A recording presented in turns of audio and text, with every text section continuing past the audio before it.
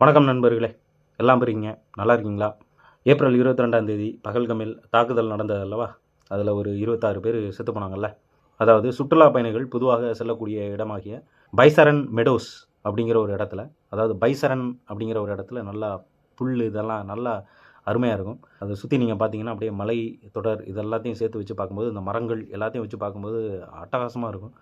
நீங்கள் கூட கூகுள் எர்த்தில் கூட நீங்கள் போய் பார்க்கலாம், அந்த இடம் எப்படி இருக்குது அப்படின்னு. அவ்வளோ அருமையாக இருக்கும். எனக்கே இந்த தாக்குதல் நடந்ததுக்கு அப்புறம் தான் இப்படி ஒரு இடம் இருக்குது அப்படின்னு தெரிய வந்ததுன்னு வச்சுங்களேன். அந்த இடத்துல இன்புற்று அனுபவிப்போம் அந்த இடத்த அப்படின்னு நினைத்த மக்களுக்கு ஒரு மிகப்பெரிய அதிர்ச்சி.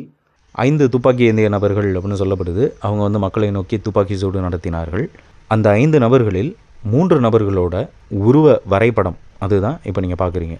அப்படி துப்பாக்கி சூடு நடத்துறதுக்கு முன்னாடி அந்த மக்கள்கிட்ட அவங்க முஸ்லீமா இல்லை முஸ்லீம் அல்லாதவர்களா அப்படிங்கிறதுக்கு கண்டுபிடிக்கிறதுக்காக இந்த குரான் சம்பந்தமான வார்த்தைகள்லாம் இருக்கும்ல, அதை சொல்லி சோதித்து பார்க்குறாங்க. அதனை சொல்ல தெரியாதவர்கள் இஸ்லாம் மதத்தை சார்ந்தவர்கள் அல்ல அப்படிங்கிற ஒரு முடிவினை எடுத்து அவர்களை சுட்டு வீழ்த்தி உள்ளனர்.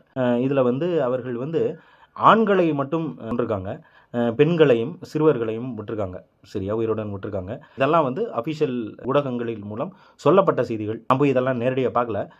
மேலும் ஒரு நபர் இஸ்லாமியரா இல்லையா அப்படிங்கிறத சோதித்து பார்க்குறதுக்காக ஆடையை கழட்ட சொல்லி அவங்க சுன்னத்து பண்ணியிருக்காங்களா இல்லையா அப்படின்னு பார்த்து, சுன்னத்து பண்ணியிருந்தாங்கன்னா அவங்க இஸ்லாமியர்கள், சுன்னத்து பண்ணாதவர்கள் அவங்கெல்லாம் வேற்று மதத்தவர்கள் அப்படின்னு சொல்லி அந்த வேற்று மதத்தவர்கள் கொல்லப்பட்டுள்ளனர். இப்படி தான் நடந்ததாக சொல்லப்படுது ஊடகங்களில். இந்த தாக்குதல் கிட்டத்தட்ட ஒரு 30 நிமிடம் நடந்ததாக சொல்லப்படுகின்றது. அதே சமயம் இந்திய அரசு சார்பாக காவல் ஊழியர் அந்த இடத்துக்கிட்ட சேர்றதுக்கு கிட்டத்தட்ட 1 மணி நேரம் ஆச்சு அப்படின்னு சொல்லப்படுது. அதுக்குள்ளே சுட்டவர்கள் அந்த இடத்தை விட்டு தப்பி ஓடிவிட்டனர். இவர்கள் தற்பொழுது எங்கு இருக்கின்றார்கள், என்ன செய்து கொண்டு இருக்கின்றார்கள் அப்படின்னு எதுவுமே தெரியல. ஏன்னா அவர்கள் இன்னும் பிடிபடவில்லை. இப்போ அந்த தாக்குதலை அடுத்து தி ரெசிஸ்டன்ட் ஃப்ரண்ட் அப்படிங்கிற ஒரு இயக்கம், அவங்க லஷ்கர் இ தொய்பா அப்படிங்கிற ஒரு இயக்கம் இருக்குது, வேற ஒரு இயக்கம் இருக்குது. அந்த ஒரு இயக்கத்தின் ஒரு கிளை அப்படின்னு சொல்லப்படுது. அவங்க இந்த தாக்குதலுக்கு பொறுப்பேற்றுக் கொண்டார்கள் அப்படின்னு சொல்லப்பட்டுச்சு. ஒரு 3 to 4 நாட்கள் கழித்து, அதாவது ஏப்ரல் 26 அன்று அதே தி ரெசிஸ்டன்ட் ஃப்ரண்ட் அப்படிங்கிற இயக்கம் இந்த தாக்குதலுக்கும் எங்களுக்கும் எந்த சம்மந்தமும் இல்லை, யாரோ அவங்களோட அக்கௌண்ட்டை பயன்படுத்தி இந்த தாக்குதலுக்கு பொறுப்பேற்ற மாதிரி மெசேஜை போட்டாங்க அப்படின்னு சொல்கிறாங்க. அதே சமயம் அப்படி செய்தவர்கள் யார் அப்படின்னு நாங்கள் சந்தேகப்படுறோம் அப்படின்னா அது இந்திய உளவாளிகள் பண்ணியிருக்கலாம் அப்படின்னு அவங்க சந்தேகப்படுறதா அவங்க அறிக்கையை விட்டுருந்தாங்க. இதில் என்ன நம்ம கவனிக்கணும் அப்படின்னா, ஏப்ரல் 22 தாக்குதல் நடக்குது. அதுக்கப்புறம் ஏப்ரல் 23க்குள்ளேயே தி ரெசிஸ்டன்ட் ஃப்ரண்ட் அப்படிங்கிற இயக்கம் நாங்கள் தான் செஞ்சோம் அப்படின்னு பொறுப்பேற்றுக்கிட்ட அறிக்கையும் வந்தது. ஆனால் அதில் இருந்து 3 நாட்கள் ஆகி இருக்கின்றது. இந்த மாதிரி எங்களோட பேரை பயன்படுத்தி யாரோ ஒருத்தங்க வேற யாரோ போட்டிருக்காங்க அப்படின்னு அவங்க பின்வாங்கும் நடவடிக்கை அதுக்கப்புறம் நடக்குது. இதுக்கு 3 நாள் ஏன் தேவை அப்படின்னு புரியல. ஏன்னா முதல்ல அவங்களுக்கு தெரிஞ்சிருக்குமே, அன்னைக்கே அவங்களுக்கு தெரிஞ்சிருக்கணுமே. அப்படி வேற யாரோ போட்டிருந்தாங்கன்னா எங்கள் பேரை பயன்படுத்தி யாரோ ஒருத்தவங்க போட்டாங்கன்னு ஏப்ரல் 23 அன்னைக்கே சொல்லியிருக்கலாமே. எதுக்காக 26 வரைக்கும் அவங்க காத்திருந்து அவங்க பின்வாங்கினாங்க அப்படின்னு புரியல. இதையடுத்து இந்திய அரசாங்கம் இந்த தாக்குதலுக்கு பின்னாடி பாகிஸ்தான் அரசு இருக்கின்றது, அவர்களின் தூண்டுதலின் மூலமாக இந்த தி ரெசிஸ்டன்ட் ஃப்ரண்ட் அப்படிங்கிற ஒரு இயக்கம் இந்த தாக்குதலினை ஏற்படுத்தியுள்ளது அப்படின்னு சொல்லி பாகிஸ்தானுடன் போருக்கு சென்றார்கள். மேலும் சிந்து நதி அப்படிங்கிற நதி இருக்குல்ல, அது திபெத்திலேருந்து அது ஆரம்பிக்கின்றது, இந்தியா வழியாக போகுது, அப்புறம் பாகிஸ்தான் வழியாலும் போகுது. பாகிஸ்தானில் இருக்கக்கூடிய விவசாயிகள் நிறைய பேர் இந்த சிந்து நதியை நம்பி விவசாயம் பண்ணுறாங்க. சிந்து நதியினை பாகிஸ்தானுக்கு நீர் செல்லாதவாறு தடுத்து நிறுத்தி விடுவோம் என்று இந்திய அரசாங்கத்தில் உள்ள சில நபர்கள் கூறுகின்றனர். இப்போ பாகிஸ்தானுடன் போர் கொஞ்சம் உச்சகட்டமாக போகிற சமயத்தில் திடீரென்று போர் நிறுத்தம் செய்யப்படுகின்றது. ஏன் இந்த போர் நிறுத்தம் நடந்தது அப்படின்னா, அமெரிக்காவோட ட்ரம்ப் இந்தியாவுடனும் பாகிஸ்தானுடனும் ஏதோ ஒரு பேச்சுவார்த்தை நடத்தி ஏதோ வர்த்தகம் சம்பந்தமாக சில அழுத்தங்களினை கொடுத்துள்ளார் என்று நம்பப்படுகின்றது. அப்படி அவர் செய்து இந்த போர் நிறுத்தத்தினை ஏற்படுத்தினார் என்று கூறப்படுகின்றது. இப்போது பாகிஸ்தானுடன் இந்தியா போருக்கு சென்ற ஆரம்ப கட்டத்தில் இந்திய தரப்புலேருந்து பலர் அதுக்கு ஆதரவாக இருந்தனர். பிஜேபிக்கு எதிர்க்கட்சியாக இருக்கட்டும், இல்லை மோடியை பிடிக்குதோ பிடிக்கலையோ யாராக இருக்கட்டும், அனைத்து நபர்களும் இந்த போரில் இந்திய அரசுக்கு ஆதரவாக ஒரு நிலைப்பாடு எடுத்தனர். மேலும் சிலர் ரொம்ப உணர்ச்சி வசப்பட்டு இப்படியெல்லாம் பேசியிருந்தாங்க. பாரத் மாதா everyone on, let's say together, Bharat everyone on, Bharat Mata Ki, Bharat Mata Ki, Vande Vande. See, Rajiv Desai won't say it. எனக்கும் இந்த மாதிரி ஜெய் ஸ்ரீராம், பாரத் மாதா கி ஜெய் அப்படின்னு சொல்லி இந்த ஆப்ரேஷன் சிந்தூரை கொண்டாடணும் அப்படின்னு ஆசை தான். ஆனால் ஒரு சிறிய தடங்கள் இருக்கின்றது. அது என்னென்னா, இன்றைக்கி நீதித்துறையை நீங்கள் எடுத்துக்கிட்டீங்க அப்படின்னா அவங்க என்ன சொல்லுவாங்க, ஒரு குற்றவாளி கூட தப்பிச்சிடலாம், ஆனால் ஒரு நிரபராதி தண்டிக்கப்படக்கூடாது அப்படின்னு சொல்லுவாங்க. இது எதுக்காகன்னா, ஒரு குற்றத்திற்கான ஒரு தண்டனை என்பது நியாயமாக இருக்கணும் அப்படிங்கிறதுக்காக. ஒரு குற்றத்திற்கான தண்டனை அநியாயமாக இருக்குமாயின் அந்த தண்டனையே ஒரு குற்றமாகின்றது. இதன் அடிப்படையில் இந்த ஆபரேஷன் சிந்தூர் நியாயமான பதிலடியா அப்படின்னு சொல்லி நான் யோசித்து பார்க்குறேன். அப்பொழுது எனக்கு பல கேள்விகள் வருகின்றது. அந்த கேள்விகள் என்னென்ன அப்படிங்கிறத உங்களுக்கு நான் சொல்கிறேன். முதலில் பகல்காமில் இந்த துப்பாக்கி சூடு நடத்தினவனுங்களை நம்ம இன்னும் பிடிக்கவே இல்லை. அப்படி சுட்டவங்களை பிடிக்காத போது அவங்க எதுக்காக சுட்டானுங்க, அவங்களோட நோக்கம் என்ன, யாரின் தூண்டுதலின் பேரில் இந்த துப்பாக்கி சூடினை நடத்தினார்கள் அப்படிங்கிற எதையுமே நம்மளால் உறுதிபட தீர்மானிக்க முடியாது. அப்படி உறுதிபட தீர்மானிக்க முடியாத போது இதுக்கு பின்னாடி பாகிஸ்தான் அரசு தான் இருக்கின்றது அப்படிங்கிறத நம்மளால் எப்படி உறுதிபட சொல்ல முடியும்? அது வெறும் யூகமாக தானே இருக்க முடியும். ஒரு யூகம் என்பது சரியாகவும் இருக்கலாம், இல்லை தவறாகவும் இருக்கலாம். இந்த ஒரு போருங்கிற ஒரு சாதாரண விஷயமா? பாகிஸ்தான் தரப்பிலையும் ஏகப்பட்ட உயிர்கள் போகும், இந்தியா தரப்பிலையும் ஏகப்பட்ட உயிர்கள் போகும். ஒருவேளை இந்த போர் ஒரு பெரிய போராக மாறுகின்றது அப்படின்னு வச்சுங்களேன், ஒரு எடுத்துக்காட்டுக்கு. அப்படிங்கும்போது ஆயிரக்கணக்கான உயிர்கள் பாகிஸ்தான் தரப்பிலையும் இந்தியா தரப்பிலையும் போக வாய்ப்பு இருக்கின்றது அல்லவா? அப்படிங்கும்போது நமது யூகம், அதாவது இந்த பகல்கம் தாக்குதலுக்கு பின்னாடி பாகிஸ்தான் அரசு தான் இருக்கின்றது அப்படிங்கிற ஒரு யூகம் ஒருவேளை தவறாக இருக்குது அப்படின்னு வச்சுங்களேன், இந்த போரினால் ஏற்படக்கூடிய உயிரிழப்புகள் அனைத்தும் தேவையற்றது தானே. எப்படி இந்த 26 உயிர்கள் பகல்கம் தாக்குதலில் தேவையற்ற காரணத்திற்காக போயிருக்கின்றதோ, அதே போல் இந்த போரினால் ஏற்படக்கூடிய உயிர்களும் தேவையற்ற காரணத்துக்காக தானே போயிருக்கும் அப்படிங்கிற ஒரு சிந்தனை எனக்குள்ள டிஸ்டர்ப் பண்ணுது. அதனால என்னால் உங்களில் பலரை போல் என்னால் கொண்டாட முடியல. அதே சமயம் இன்னொரு ஒரு விஷயத்தையும் நான் யோசிக்கிறேன். அது என்னன்னா, ஒருவேளை ஜெய் ஸ்ரீராம் அப்படின்னு சொல்லிட்டு பாகிஸ்தான்லையோ சைனாவிலையோ இல்லை அமெரிக்காலையோ யாரோ ஒரு 5 பேர் ஹிந்து அல்லாத மக்களில் பலரை சுட்டு தள்ளிட்டு தப்பிச்சு ஓடிடலாம் அப்படின்னு வச்சுங்களேன். இதை காரணமாக வைத்து அந்தந்த நாட்டின் அரசாங்கங்கள் இதுக்கு பின்னாடி இந்திய அரசு தான் இருக்கின்றது அப்படின்னு சொல்லி இந்திய நாட்டுடன் போருக்கு வந்தால், அந்த இடத்தில் நான் இந்த போர் நியாயமானது அப்படின்னு சொல்லி நான் ஏற்றுக்கிட்டு எங்களை தாக்குங்கள் அப்படின்னு சொல்லி நான் தயாராக இருப்பேன், இதை ஒத்துக்குவேன் அப்படின்னு சொல்லி என்னால் உறுதிப்பட சொல்ல முடியல. ஏன்னா அந்த இடத்துல எனக்கு என்ன தோணுது, ஏன்னா யாரோ ஒரு 5 பேர் ஜெய் ஸ்ரீராம் சொல்லி உங்கள் நாட்டில் சுட்டுட்டு போயிட்டானுங்க, அதனாலேயே எங்கள் நாடு தான் இதுக்கு காரணம் அப்படின்னு சொல்லி எப்படி அவங்களால தீர்மானிக்க முடிச்சு, என்ன ஆதாரம் வச்சுருக்கீங்க அப்படின்னு நான் இந்த இடத்துல கேள்வி கேட்பேன் அப்படின்னு எனக்கு தோணுது.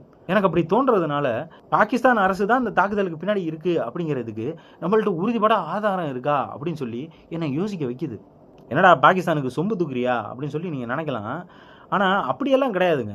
என்னை பொறுத்த வரைக்கும் நீங்கள் பார்த்தீங்கன்னா, மாஸ்கோவில் மாலில் போய் ஒரு சில பேர் இதே மாதிரி துப்பாக்கி சூடு நடத்தினானுங்க. அப்படி துப்பாக்கி சூடு நடத்தினவனுங்களை ரஷ்ய அரசாங்கம் பிடிச்சிது. அவங்கள கொண்டு போயிட்டு அதுக்கப்புறம் கொஞ்சம் நாள் கழித்து கோர்ட்டில் அவங்கள ஆஜர்படுத்துறதுக்காக கொண்டு வந்தாங்க. அப்படி கொண்டு வந்த சமயத்தில் அவங்க மூஞ்சியை பாருங்களேன் எப்படி இருக்குன்னு.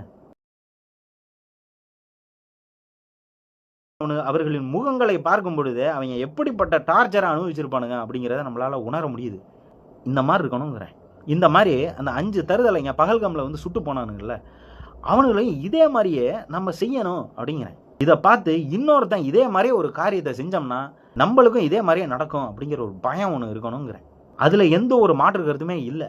அதே சமயம் அவனுங்கள்டேருந்து ஒரு வாக்கு மூலம், அவனுக்கு எதுக்காக அதை பண்ணானுங்க, யாரின் தூண்டுதலின் பேரில் பண்ணானுங்க அப்படிங்கிற வாக்கு மூலம் எல்லாத்தையும் சேகரித்து ஆணித்தனமான ஆதாரங்களை எடுத்துட்டு அதுக்கப்புறம் போருக்கு போங்க, என்ன வேணா பண்ணுங்க, தப்பே இல்லைங்கிறேன். ஆனால் அவனுங்களை பிடிக்கிறதுக்கு முன்னாடியே போருக்கு போகணும் அப்படிங்கிறது என்னவோ தெரில, சரியா படல. அதுக்கப்புறம் ஒரு கதை ஒன்று கேள்விப்பட்டேங்க. ஒரு வீட்டில் புருஷ மண்டாட்டி வாழ்கிறாங்க. அந்த வீட்டுக்குள்ளே ஏதோ ஒரு இரவு நேரமாக பார்த்து, எல்லாம் இருட்டாக இருக்கிற நேரமாக பார்த்து எவனோ ஒருத்தன் உள்ளே பூந்து அந்த மனைவிட்ட தப்பாக நடந்துடுறான். இந்த மனைவி சத்தம் போட்டு கதற நேரமாக பார்த்து கணவன் எழுந்திரிச்சு அந்த தப்பாக நடந்துக்கிட்டவனை பிடிக்கிறதுக்கு முன்னாடியே அவன் தப்பிச்சு ஓடிடுறான். அவன் பிடிபடல, அவன் எங்கே போனான்னு தெரியல. காலங்கள் ஓடுகின்றது. அந்த மனைவியும் பார்க்குறா, என்னடா அது, நம்ம வீட்டில் கணவன் இருக்கிற நேரத்திலேயே எவனோ ஒருத்தன் நம்மள்ட்ட தப்பாக நடந்துக்கிட்டு போகிறான். இந்த கணவனும் அவனை பிடிக்கிறதுக்கு துப்பு இல்லாமல் அவனை விட்டுட்டான்.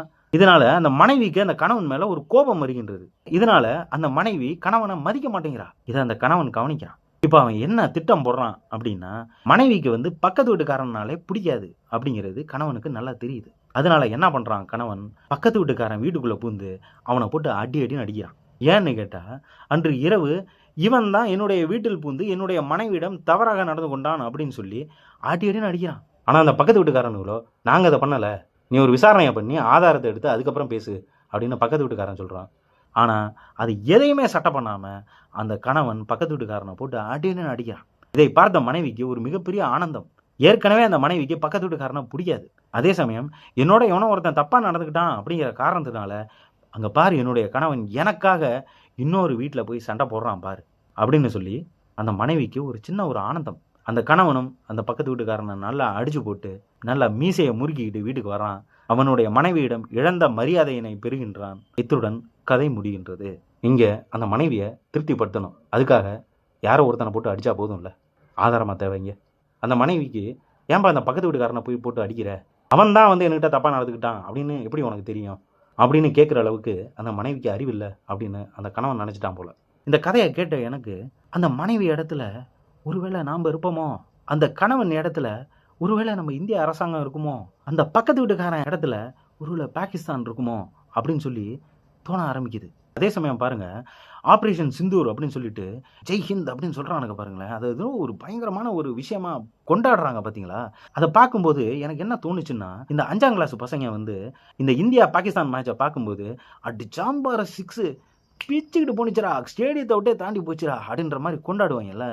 அந்த மாதிரி ஏதோ ஒரு கேமை பார்க்குற மாதிரி இந்த இந்தியா பாகிஸ்தான் போகிற இவங்க பார்த்து அப்படியே ரசிக்கிறாங்க, கொண்டாடுறாங்க. இவங்க குடும்பத்தையே அப்படியே தூக்கி கொண்டு போய் இந்த வீட்டோட தூக்கி கொண்டு போய் இந்த இந்தியா பாகிஸ்தான் பார்டர்கிட்ட கொண்டு போய் வச்சுட்டோம் அப்படின்னா இவங்க இதே மாதிரியே கொண்டாடுவாங்களா அப்படின்ற ஒரு டவுட்டு கூட எனக்கு வந்தது. ஏன்னா ஒரு போர் சூழல் அப்படிங்கிறது எவ்வளோ கொடுமையானது அப்படிங்கிறது இவங்க உணர்றாங்களா என்ன ஏதுன்னு எனக்கு புரியல. ஏன்னா நீங்கள் ஒரு போர் சூழலில் நம்ம இருக்கோம் அப்படின்னா எப்போ வேணால் வந்து ஒரு குண்டு வந்து விழுவலாம், என்னுடைய குடும்பத்தில் யார் வேணால் எப்போ வேணால் உயிர் இழக்கலாம், இந்த சமயம் இந்த தருணம் கூட என்னுடைய இறுதி தருணமாக இருக்கலாம் அப்படிங்கிற சிந்தனை அப்படிங்கிற ஒரு கற்பனை இருக்குது பார்த்தீங்களா. அது ஒவ்வொரு நிமிடமும் நம்மளை கொல்லும்.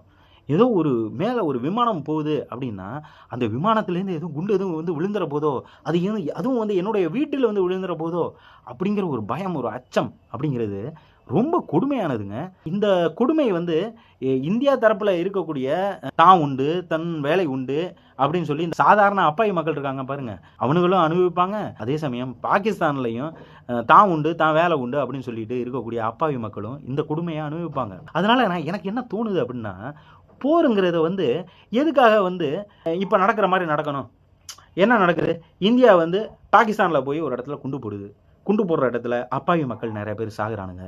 பாகிஸ்தான் வந்து இந்தியாவில் வந்து நிறைய இடத்துல குண்டு போடுது, அதில் நிறைய பேர் சாகுறானுங்க. ரெண்டு தரப்புலையும் அப்பாவி மக்கள்ல செத்துக்கிட்டு இருக்கானுங்க. ஆனால் இந்த அரசியல்வாதிங்க என்ன பண்ணுறானுங்க, இதை வச்சுக்கிட்டு கேம் ஆடிக்கிட்டு இருக்கானுங்களோ அப்படின்ற டவுட்டு கூட எனக்கு நிறைய நேரம் வருது. அதனால ஒரு செஸ் நீங்கள் விளையாடும்போது எப்படி விளையாடுவீங்க? நேராக எதிரியோட ராஜாவை எப்படி அடிக்கிறது, செக்மேட் எப்படி வைக்கிறது அப்படின்னு சொல்லி யோசிச்சு உங்களுடைய ஒவ்வொரு நகர்வும் அந்த ராஜாவை நோக்கி இருக்குது பார்த்தீங்களா. அதே மாதிரி ஒரு போர் அப்படிங்கும்போது நேராக தலைமை அவனை காலி பண்ணும். போரினால் பொதுமக்களுக்கு ஆபத்து அப்படிங்கிற நிலை மாறி அந்தந்த நாடுகளின் தலைமைகளுக்கு ஆபத்து அப்படின்னு மாறணும். போருன்னா இப்படி நடக்கணுங்கிறேன். இப்போ இந்த செப்டம்பர் 11 தாக்குதலுக்கு அடுத்ததிலிருந்து அனைத்து நாடுகளும் பொதுவாக ஒரு விஷயத்த பேசுகிறாங்க. அது என்னன்னா, தீவிரவாதத்துக்கு எதிரான போர் அப்படின்னு சொல்கிறாங்க. இப்போது நீங்கள் இஸ்ரேல் எடுத்துக்கிட்டிங்கன்னா, இஸ்ரேல் ஹமாஸுக்கு எதிரான போர் அப்படின்னு சொல்லி ஹமாஸை ஒழிக்கும் வரை இந்த போர் தொடரும் அப்படின்னு சொல்லி ஒரு மிகப்பெரிய தாக்குதலை நடத்தி கொண்டுள்ளனர். இதில் ஒரு பெரிய பிழை இருக்குது அப்படின்னு எனக்கு தோணுது. அது என்னென்னா, மனிதர்களை குண்டு போட்டு அழிக்கலாம். ஆனால் இங்கே அரசாங்கங்கள் என்ன சொல்கிறாங்க, அப்படி தீவிரவாதிகளை கொன்று விட்டோம் என்றால் தீவிரவாதம் என்பதனை ஒழித்து விடலாம் அப்படின்னு அவங்க நினைக்கிறாங்க. அங்கே தான் இருக்குது ஒரு பெரிய தவறு. ஏன்னா தீவிரவாதம் என்று அவர்கள் சொல்லுவது ஒரு கொள்கை.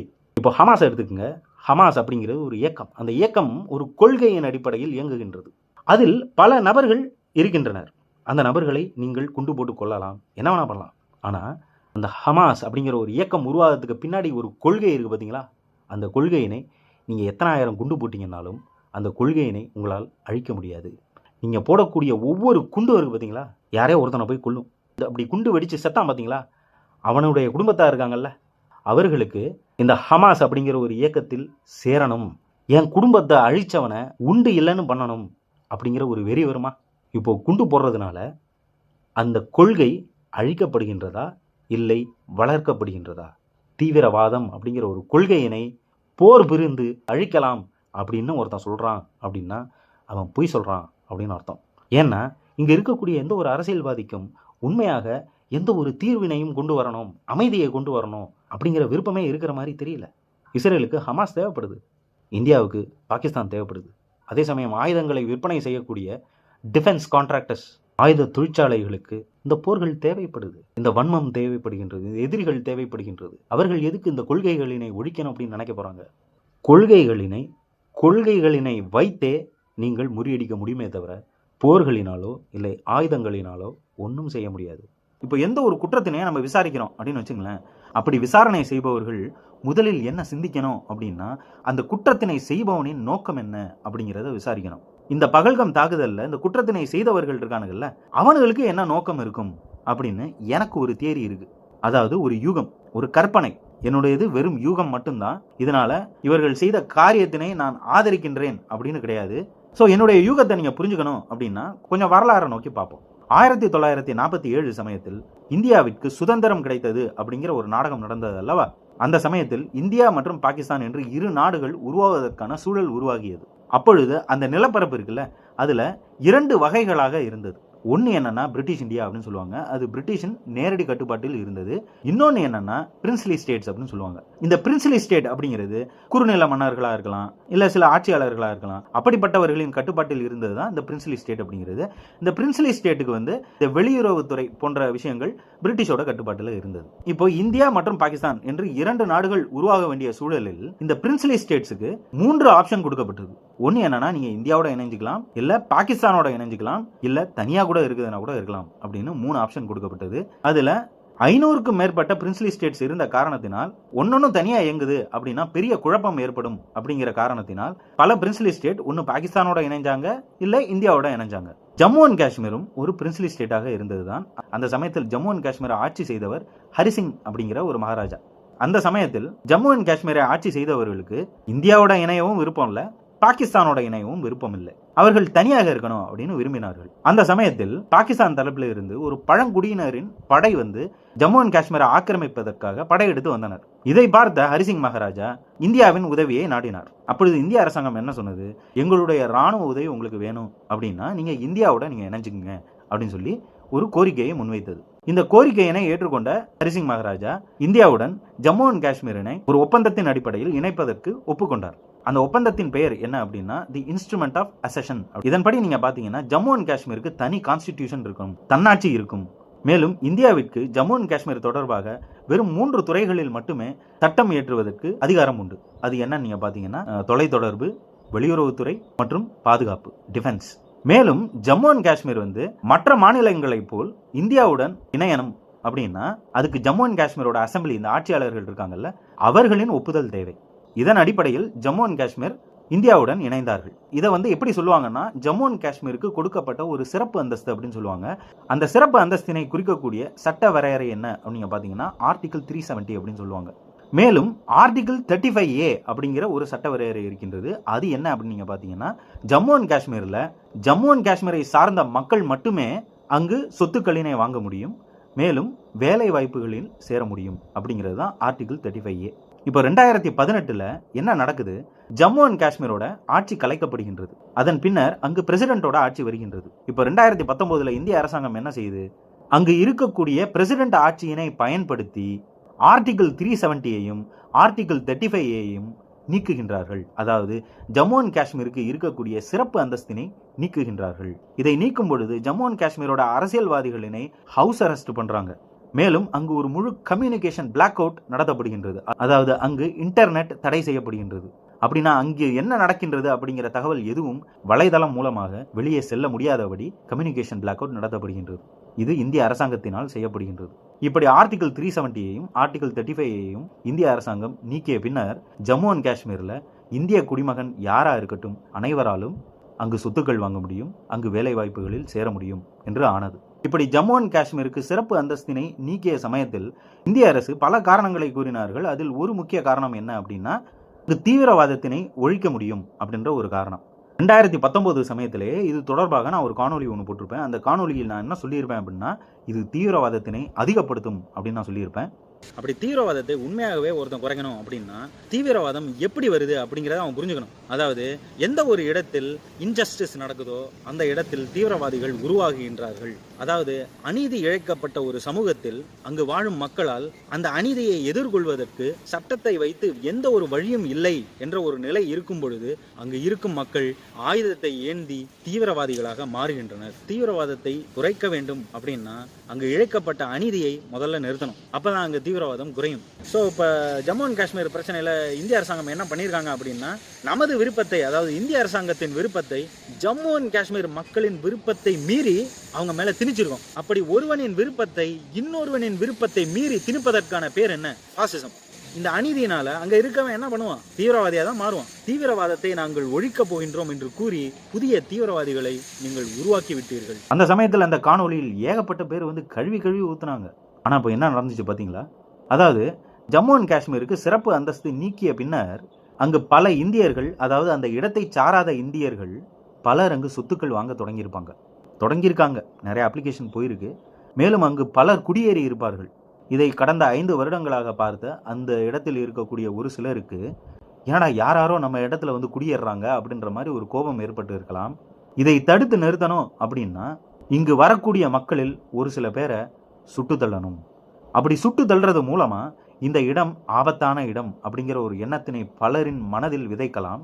அதன் மூலம் இங்கு மக்கள் வருகையினை நம்மால் குறைக்க முடியும் அப்படிங்கிற ஒரு எண்ணத்தில் இந்த பகல்காம் தாக்குதலில் ஈடுபட்ட 5 தெருதலைங்க இருக்கானுங்கள்ல இவர்கள் இயங்கி இருக்கலாம். அப்படி அவனுங்க எதுக்காக இந்த பகல்காம் இடத்தை தேர்ந்தெடுத்திருக்கானுங்க அப்படின்னு நீங்கள் பார்த்தீங்கன்னா அந்த இடத்துக்கு வாகனங்களின் மூலம் விரைவாக யாருனாலையும் வர முடியாது. அந்த இடத்துக்கு வரணும்னா குதிரை மேலே ஏறி தான் வரணும். அப்படி அரசு ஊழியர்கள் அங்கு இந்த தாக்குதலினை தடுத்து நிறுத்துவதற்கு காலம் ரொம்ப ஆகும் அப்படிங்கிற காரணத்தினால் அந்த இடத்தை தேர்ந்தெடுத்து அந்த தாக்குதலை நடத்திவிட்டு எளிதாக தப்பி ஓடிவிடலாம் அப்படிங்கிற ஒரு எண்ணத்தில் இவர்கள் இயங்கி இருக்கலாம். அப்படி என்ன நடந்திருந்தா இந்த மாதிரி பிரச்சனையெல்லாம் ஏற்படாமல் இருந்திருக்கும் அப்படின்னு நம்ம பார்ப்போமா? அதாவது பிரச்சனையின் ஆணி வேற நம்ம பார்ப்போமா?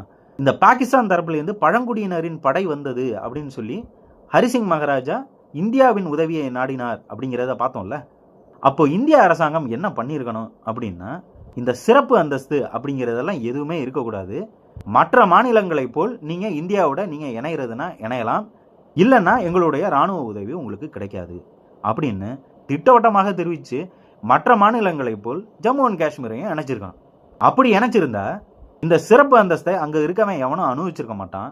அப்படி அனுபவிக்காததுனால அவர்களுக்கு இப்படிப்பட்ட ஒரு தாக்குதலை செய்யணும் அப்படிங்கிற ஒரு எண்ணமும் உருவாகி இருக்காது.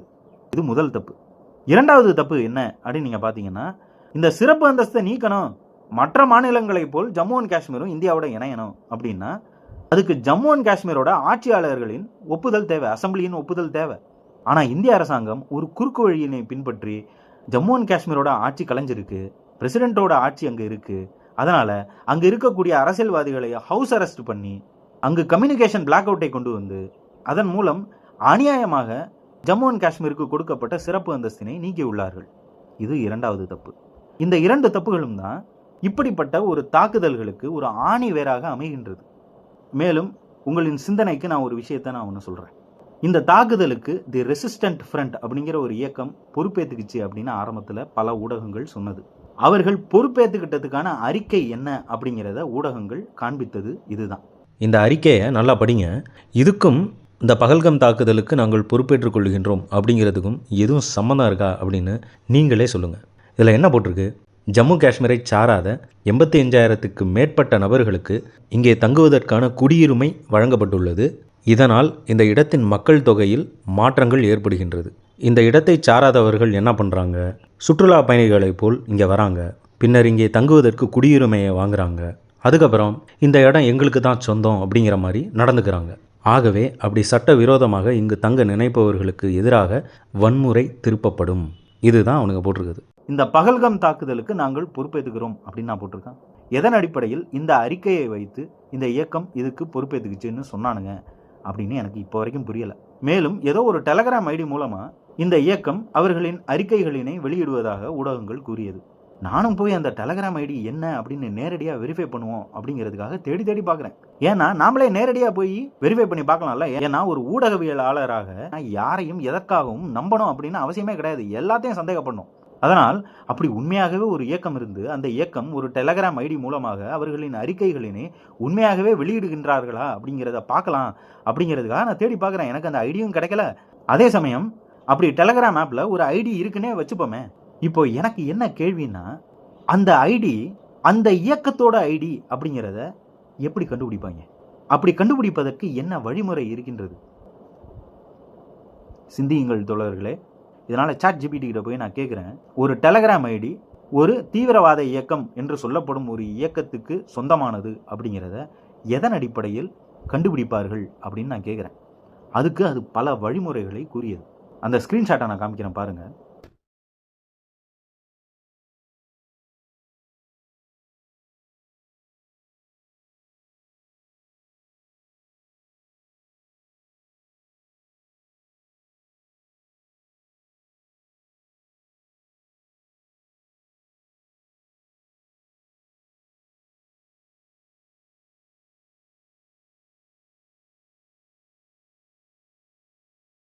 இந்த வழிமுறைகள் அனைத்தினையும் நான் படித்து பார்க்குறேன். அதை படித்ததுக்கு அப்புறம் இதை யார் வேணா ஃபேக்காக கூட வச்சு காமிக்கலாம் அப்படின்னு எனக்கு தோணியது. அதனால ChatGPT கிட்ட நான் மீண்டும் கேட்குறேன், அப்படின்னா ஒரு டெலகிராம் ஐடியை யார் வேணா ஒரு தீவிரவாத இயக்கத்துக்கு சொந்தமானது அப்படிங்கிற மாதிரி ஃபேக்காக காமிச்சுக்கிட்டு கூட பொய்யான முறையில் சில தாக்குதல்களுக்கு பொறுப்பேற்றுக்கலாம் தானே அப்படின்னு கேட்குறேன். அதுக்கு அது ஆமாம், அப்படி நடக்க வாய்ப்பு இருக்கின்றது அப்படின்னு சொல்லி அதுவே போடுது. மேலும் ஒரு குழுவையோ இல்லை ஒரு இயக்கத்தினையோ தவறாக சித்தரிப்பதற்காக ஃபேக்காக கூட சில பேர் பொறுப்பேற்றுக்கலாம் அப்படின்ற மாதிரி கூட போட்டுச்சு. இந்த ஸ்க்ரீன்ஷாட்டை பாருங்கள்.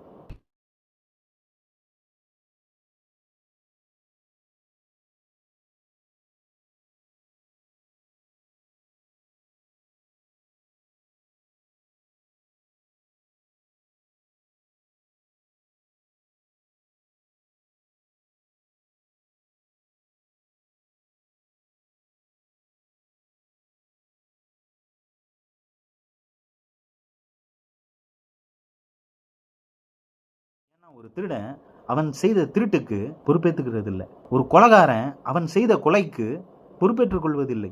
ஒரு அரசியல்வாதி அவன் அடித்த கொலைக்கு பொறுப்பேற்றுக் கொள்வதில்லை. இங்கு எவனும் தான் செய்த குற்றத்திற்கு பொறுப்பேற்றுக் கொள்வதில்லை. ஆனால் ஒரு தீவிரவாத தாக்குதல் என்னும் ஒரு கேவலமான ஒரு இழிவான ஒரு காரியத்திற்கு அந்த காரியத்தினை செய்தவன் யார் என்று இந்த உலக மக்களுக்கு தெரிந்தால் அவனை காரி உமிழ்வார்கள் என்று தெரிந்தும் அந்த கேவலமான காரியத்தினை நாங்கள் தான் செய்தோம் என்று ஒரு இயக்கம் முன்வந்து ஒத்துக்கிறான் அப்படின்னா அவன் ஏன் ஒத்துக்கணும்? அன்லஸ் அந்த கேவலமான இழிவான காரியத்திற்கு பொறுப்பேற்றுக் கொள்வதன் மூலம் தன்னுடைய எதிரியின் அடையாளத்திற்கு அவப்பேரனை உண்டு செய்ய முடியும் என்றாலொழிய ஒருவன் ஏன் பொறுப்பேற்றுக் கொள்ள வேண்டும்? சிந்தியுங்கள் தோழர்களே. இதனால் இஸ்லாமியர்கள் அனைவரும் புனிதமானவர்கள், அவர்களுக்கு எதிராகவே அனைத்து அடக்குமுறைகளும் நடக்கின்றது அப்படின்லாம் ஒன்றும் கிடையாது நண்பர்களே. எனக்கு ஏகப்பட்ட விமர்சனங்கள் இருக்கின்றது.